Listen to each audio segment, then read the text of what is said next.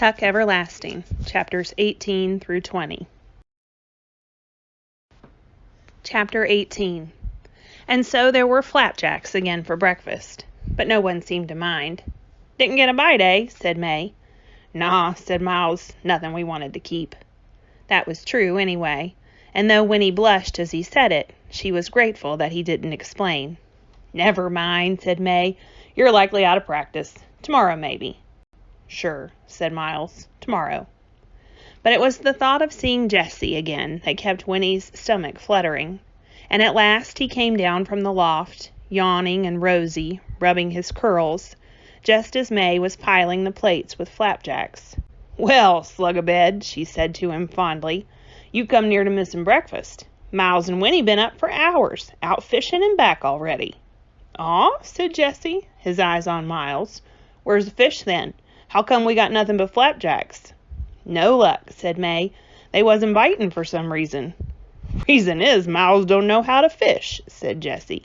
He grinned at Winnie, and she lowered her eyes, her heart thumping. "It don't matter," said May. "We got plenty without. Come and get your plates, everybody." They sat about in the parlor, as they had the night before. The ceiling swam with bright reflections, and sunlight streamed across the dusty, chip-strewn floor. May surveyed it all and sighed contentedly. "Now, this is real nice," she said, her fork poised above her plate. "Everyone sitting down together, and having Winnie here. Why, it's just like a party." "That's the truth," said Jessie and Miles, both together, and Winnie felt a rush of happiness. "Still, we got things to discuss," Tuck reminded them. "There's the business of the horse getting stole, and we got to get Winnie home where she belongs. How we going to do that without the horse?" "After breakfast, Tuck," said May firmly. "Don't spoil a good meal with a lot of talk. We'll get to it soon enough." So they were silent, eating, and this time Winnie licked the syrup from her fingers without pausing to think about it first. Her fears at last night's supper seemed silly to her now.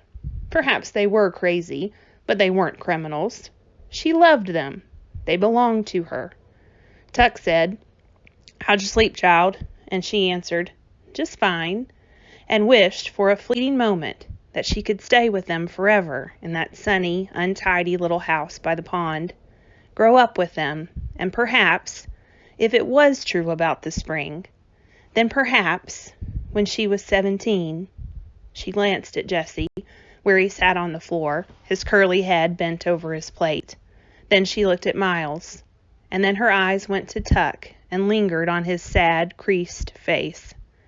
It occurred to her that he was the dearest of them all, though she couldn't have explained why she felt that way.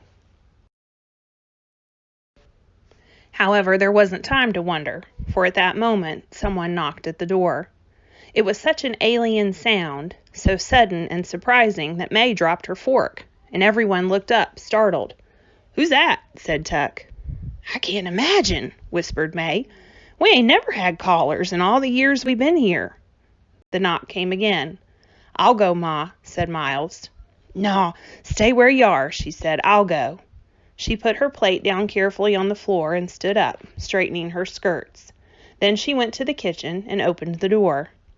Winnie recognized the voice at once. It was a rich and pleasant voice, the man in the yellow suit, and he was saying, "Good morning, Mrs. Tuck.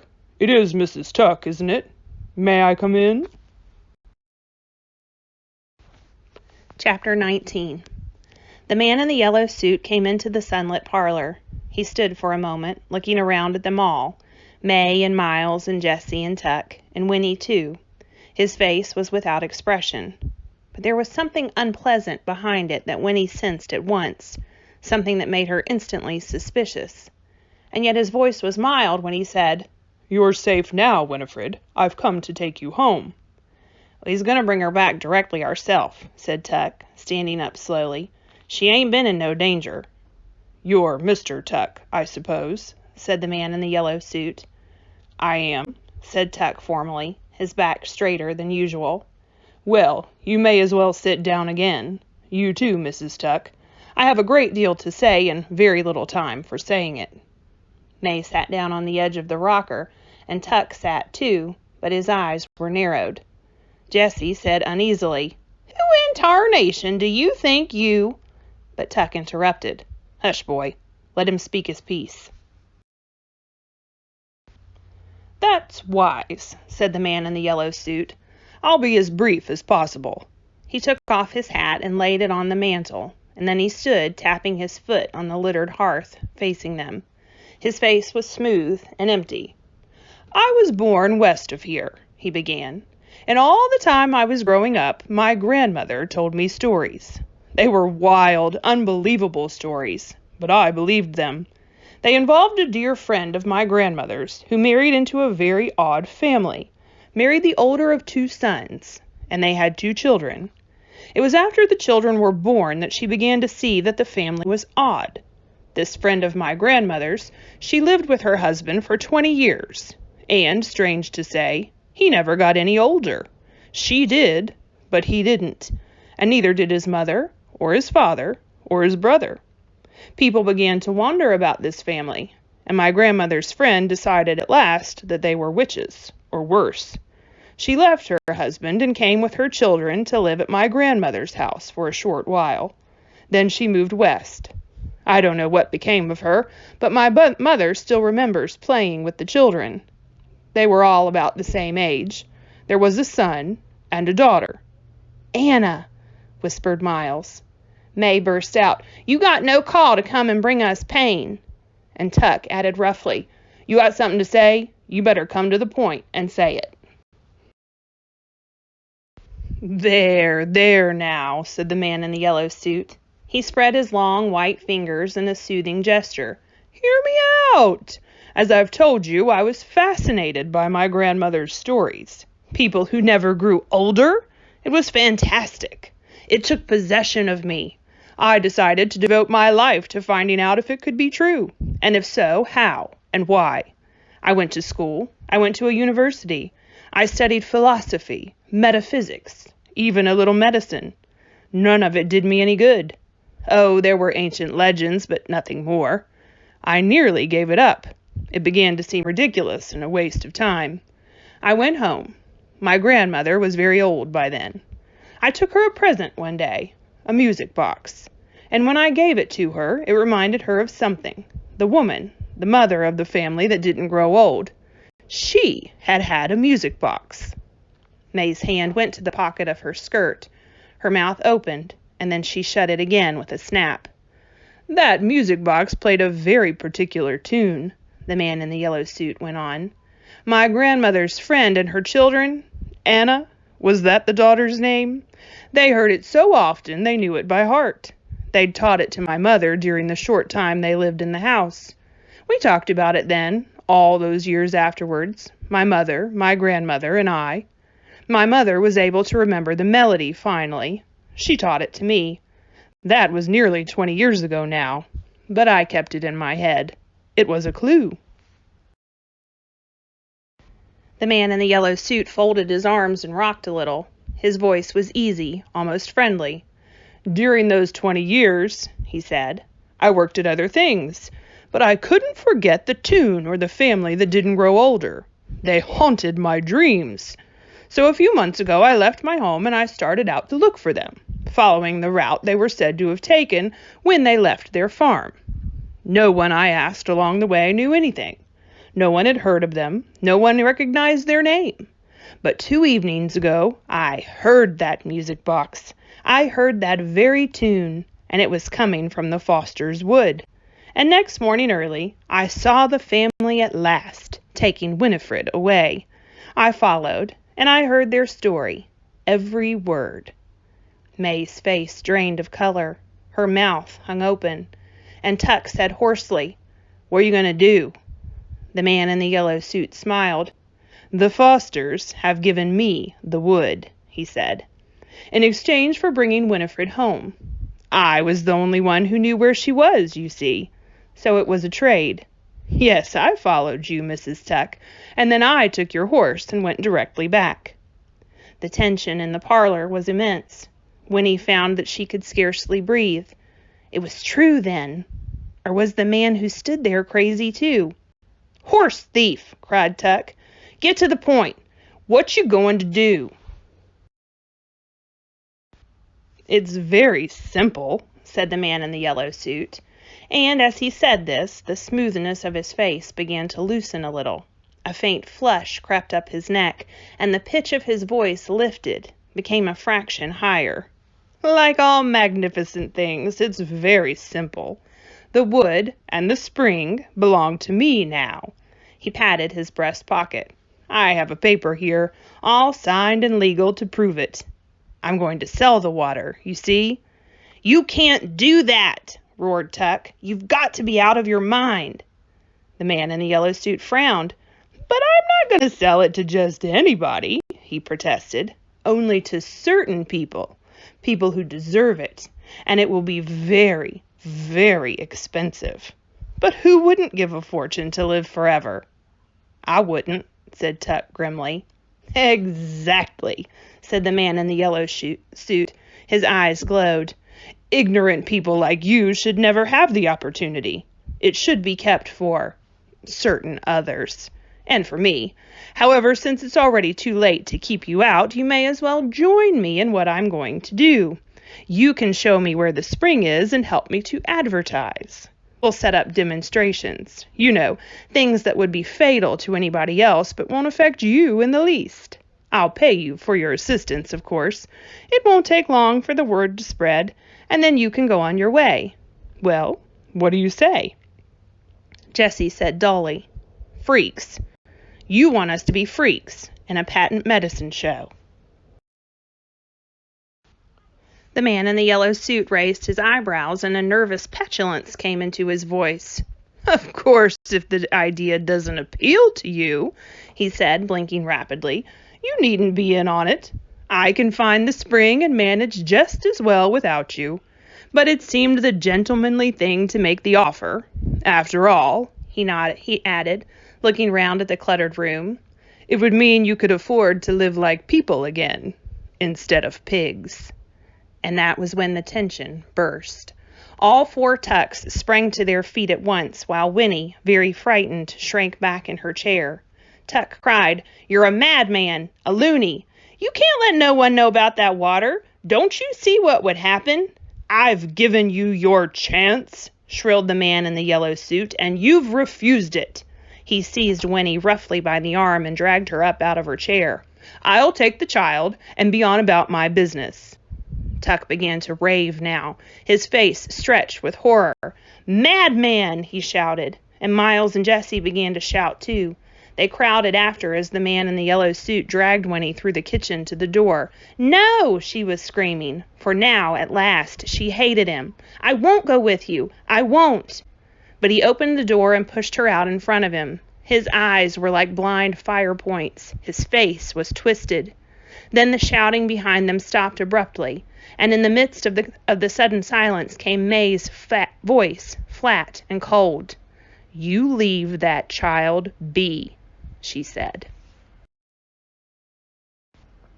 Winnie stared. May was standing just outside the doorway. She held Tuck's long-forgotten shotgun by the barrel, like a club. The man in the yellow suit smiled a ghastly smile. "I can't think why you're so upset. Did you really believe that you could keep that water for yourselves? Your selfishness is really quite extraordinary, and worse than that, you're stupid. You could have done what I'm about to do long ago. Now it's too late. Once Winifred drinks some of the water, she'll do just as well for my demonstrations. Even better, children are much more appealing anyway, so you may as well relax. There's nothing you can do to stop me." But he was wrong. May lifted the shotgun. Behind her, Miles gasped, "Ma, no!" But May's face was dark red. "Not Winnie," she said between clenched teeth. "You ain't going to do a thing like that to Winnie, and you ain't going to give out the secret." Her strong arms swung the shotgun round her head like a wheel. The man in the yellow suit jerked away, but it was too late. With a dull, cracking sound, the stock of the shotgun smashed into the back of his skull. He dropped like a tree, his face surprised, his eyes wide open. And at that very moment, riding through the pine trees just in time to see it all, came the Tree Gap Constable. Chapter 20. Winnie was standing with her cheek pressed into Tuck's chest, her arms flung tight around him. She trembled and kept her eyes squeezed shut. She could feel Tuck's breath come and go in little gasps. It was very quiet. The Tree Gap constable knelt over the sprawled body of the man in the yellow suit, and then he said, "He ain't dead, leastwise not yet." Winnie opened her eyes a crack. She could see the shotgun lying on the grass where May had dropped it. She could see May's hands, too, hanging limp, clenching, then hanging limp again. The sun was scorching hot, and near her ear a gnat whined. The constable stood up. "What you hit him for?" he wheezed resentfully. "He has taken the child away," said May. Her voice was dull and exhausted. "He was taking the child against her will." At this, the constable exploded. "Ding dang it, woman, what you trying to say? Taking that child against her will? That's what you done. You kidnapped that child." Winnie let go of Tuck's waist and turned around. Her trembling had stopped. "They didn't kidnap me," she said. "I came because I wanted to." Behind her, Tuck drew his breath in sharply. "You wanted to?" echoed the constable, his eyes wide with disbelief. "You wanted to?" "That's right," said Winnie unflinchingly. "They're my friends." The constable stared at her. He scratched his chin, eyebrows high, and eased his own shotgun to the ground. Then he shrugged and looked down at the man in the yellow suit, who lay motionless on the grass, the blazing sun white on his face and hands. His eyes were closed now, but except for that, he looked more than ever like a marionette flung carelessly into a corner, arms and legs every which way midst tangled strings. The one glance she gave him fixed his appearance forever in Winnie's mind. She turned her eyes away quickly, looking to Tuck for relief. But Tuck was not looking back at her. Instead, he was gazing at the body on the ground, leaning forward slightly, his brows drawn down, his mouth a little open. It was as if he were entranced and, yes, envious, like a starving man looking through a window at a banquet. Winnie could not bear to see him like that. She reached out a hand and touched him, and it broke the spell. He blinked and took her hand, squeezing it. "Well, anyway," said the constable at last, turning businesslike, "I gotta take charge here. Get this feller into the house before he fries. I'm telling you now, if he don't make it, you're in a pickle, you people. Now, here's what we'll do. You," he said, pointing at May, "you gotta come with me. You and the little girl. You gotta be locked up right away, and the little girl, I gotta get her home. The rest of you, you stay here with him. Look after him. I'll get back with the doctor as quick as I can. Should have brought a deputy, but I didn't expect nothing like this to happen. Well, it's too late now. All right, let's get moving." Miles said softly, "Ma, we'll get you out right away." "Sure, Ma," said Jessie. "Don't worry about me none," said May in the same exhausted voice. "I'll make out." "Make out!" exclaimed the constable. "You people beat all. If this feller dies, you'll get the gallows, that's what you'll get. If that's what you mean by make out." Tuck's face crumpled. "The gallows?" he whispered. "Hanging?" "That's it," said the constable. "That's the law. Now, let's get going." Miles and Jessie lifted the man in the yellow suit and carried him carefully into the house. But Tuck stood staring, and Winnie could guess what he was thinking. The constable swung her up onto his horse and directed May to her own saddle. But Winnie kept her eyes on Tuck. His face was very pale, the creases deeper than ever, and his eyes looked blank and sunken. She heard him whisper again, "The gallows." And then Winnie said something she had never said before, but the words were words that she had sometimes heard and often longed to hear. They sounded strange on her own lips and made her sit up straighter. "Mr. Tuck," she said, "don't worry. Everything's going to be all right." The constable glanced heavenward and shook his head. Then, clutching his shotgun, he climbed up behind Winnie and turned the horse towards the path. "You first," he barked at May. "I gotta keep an eye on you. And as for you," he added grimly, speaking to Tuck, "you better hope that feller don't die on you. I'll be back as soon as I can." "Everything will be all right," Tuck repeated slowly. May, slumped on the back of the fat old horse, did not respond. But Winnie leaned round the constable and looked back at Tuck. "You'll see," she said. And then she faced forward, sitting very straight. She was going home, but the thought of that was far from her mind. She watched the rump of the horse ahead, the swish of coarse, dusty hairs as he moved his tail, and she watched the swaying, sagging back of the woman who rode him. Up through the dim pine trees they went, the constable's breath wheezing in her ears, and emerging from the coolness in the green, Winnie saw again the wide world spread before her, shimmering with light and possibility. But the possibilities were different now. They did not point to what might happen to her, but to what she herself might keep from happening. For the only thing she could think of was the clear and terrible necessity. May Tuck must never go to the gallows. Whatever happened to the man in the yellow suit, May Tuck must not be hanged. Because if all they had said was true, then May, even if she were the crudest of murderers and deserved to be put to death, May Tuck would not be able to die.